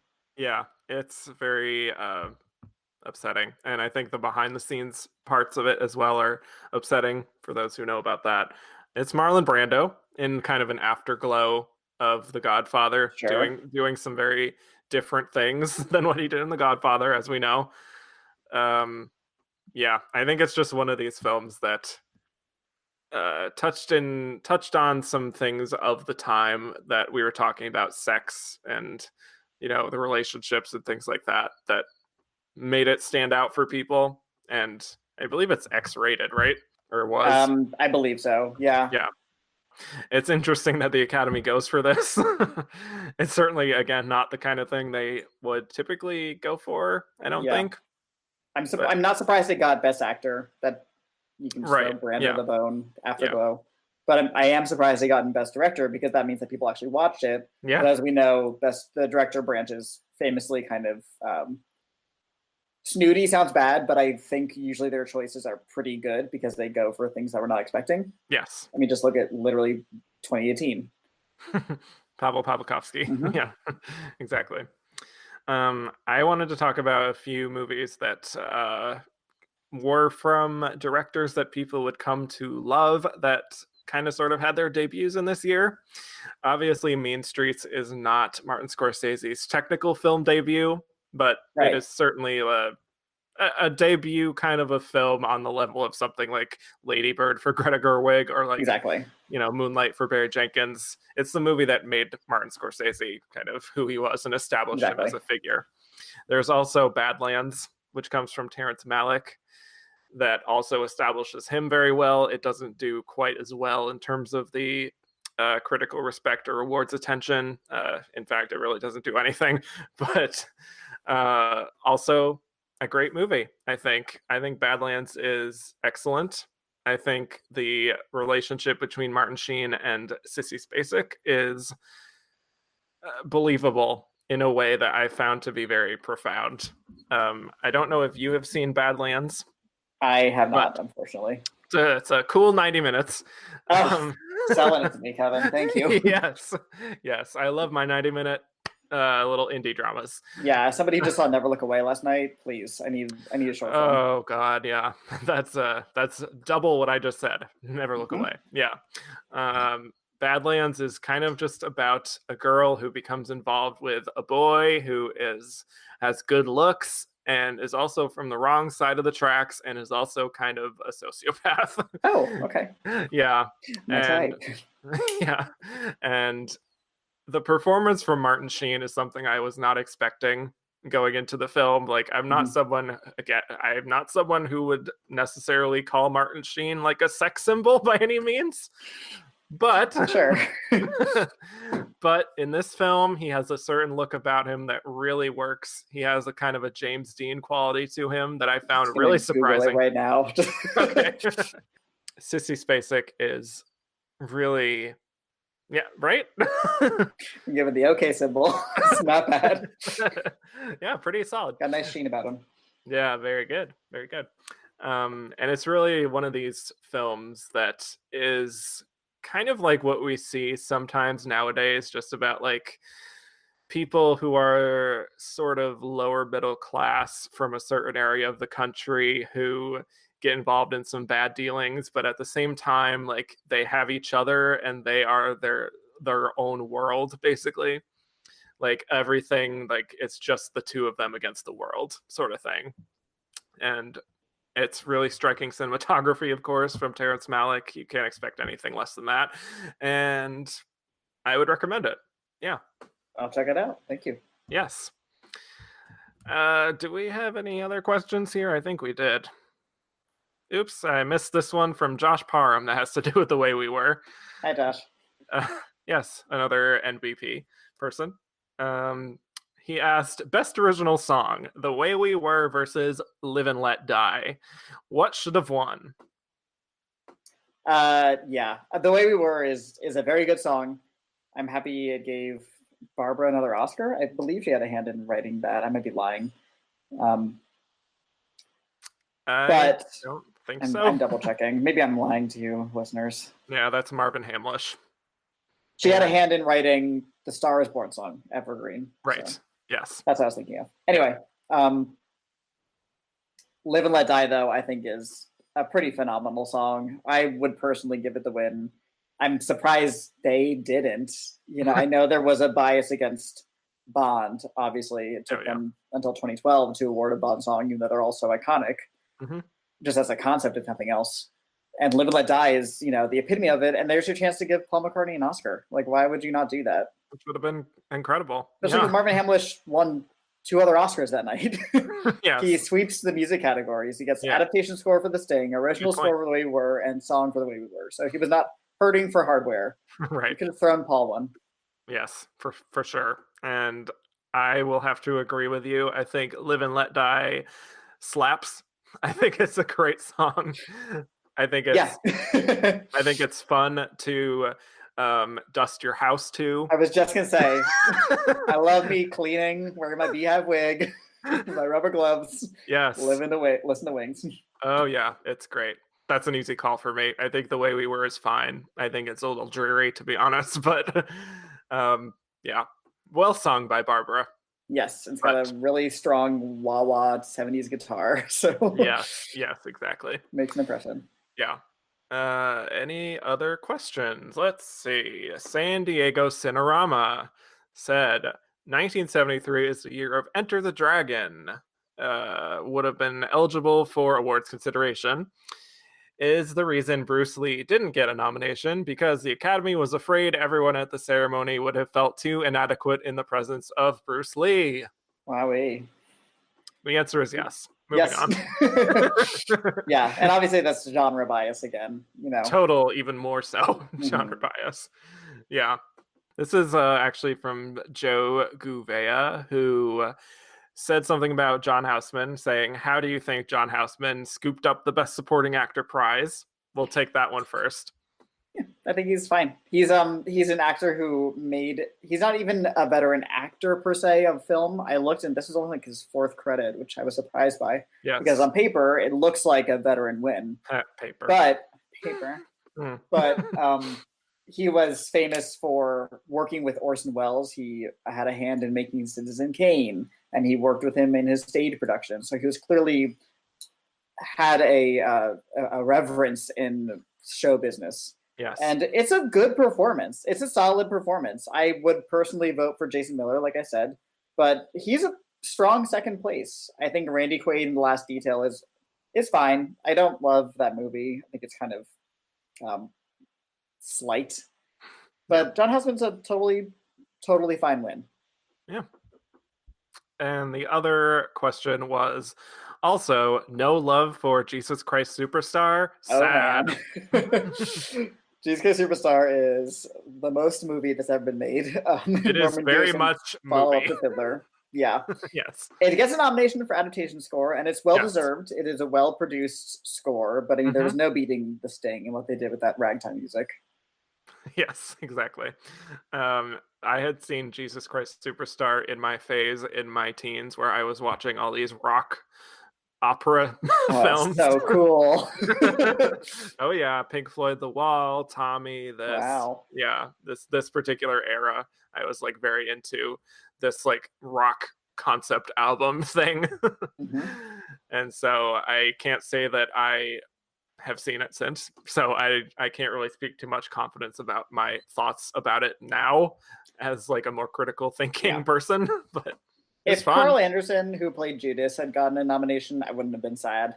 Otherwise, it's nothing crazy. The cinematography is good, I guess. It is interesting though that this comes out the same year as Godspell, which is the other Jesus modern hippie musical. Yeah, fun parallels. It's interesting.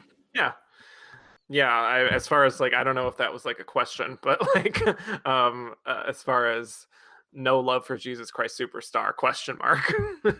More like an obituary than a question.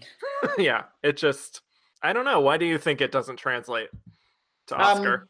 I think because it's not that great. Sorry. Okay. Well, that's that. Yeah. Yeah. It's the same director as Fiddler on the Roof, who was just nominated 2 years before. So clearly they had their eye on him. But I think it just didn't make the same impression. And I don't think it did that well at the box office. I might be telling a lie, but I know it did not make the cultural impression that they were maybe hoping it did. Right, exactly. Those are pretty much the movies I wanted to mention. Unless you had any others, we can move on. No, that's all I got. Okay. Well, before we move on, I just forgot this one little element of this particular Oscar ceremony. There was a streaker. Yes, there was. Uh-oh. Yeah. So basically, for those who don't know, there was a streaker who went by the name of, I forgot. Robert Opel. There you go. There we go. Yeah. And he went out onto the Oscar stage. He was streaking, and the Academy president, I think, David Niven, was out there, and he made a little quip to the audience. And he was like, well, ladies and gentlemen, that was almost bound to happen. But isn't it fascinating to think that probably the only laugh that man will ever get in his life is by stripping and showing his shortcomings? That's good. It's a good line. Yeah. Red for filth.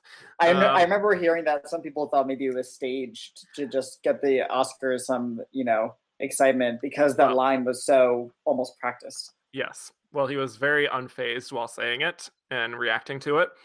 So we know full well, living in 2019, that the Academy is a stunt queen. And so I feel like for the drama. They live for the drama. They're messy bitches. So I think there is some truth to that, possibly. I'm not going to dismiss it. Sure.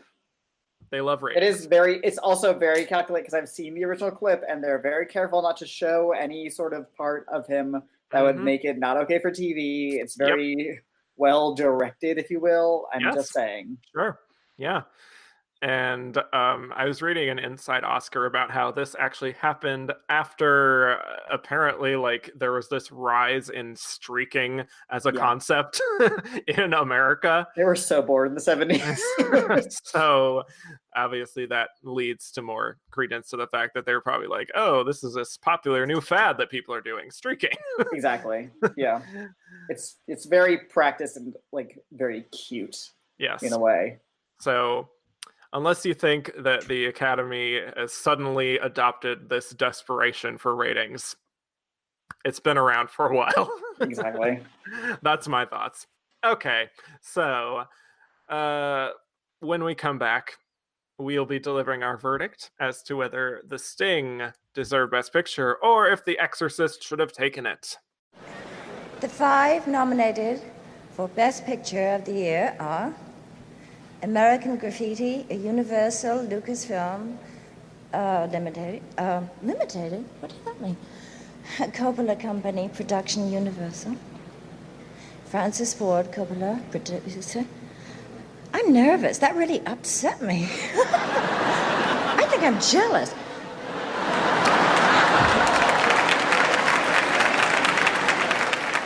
Gary Kurtz, co-producer. Cries and Whispers, a Swedish Film Institute Cinema, Matic Graphic AB production. New World Pictures, Ingmar Bergman, producer.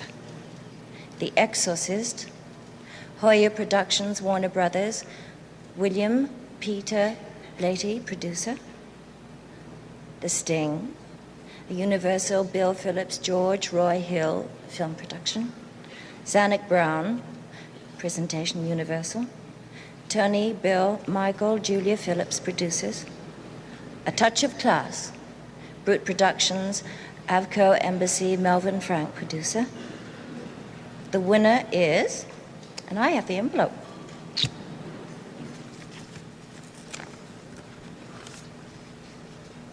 Oh, I'm so glad. The winner is The Sting.